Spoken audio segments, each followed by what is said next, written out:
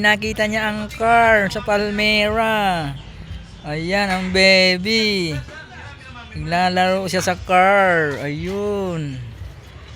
Ayan mga katrupa, ang aming baby. Naghawak siya sa car. 5:51 ng hapon mga katrupa. March 10, 2025. Ayan ang aming baby friends. Nakita niya ang car. Ayun, hawakan niya ang car. Mga katrupa, tuwan-tuwa ang baby. Ayan. Dito to sa Palmera 6. Mga katrupa. Ayan ang aming baby friends.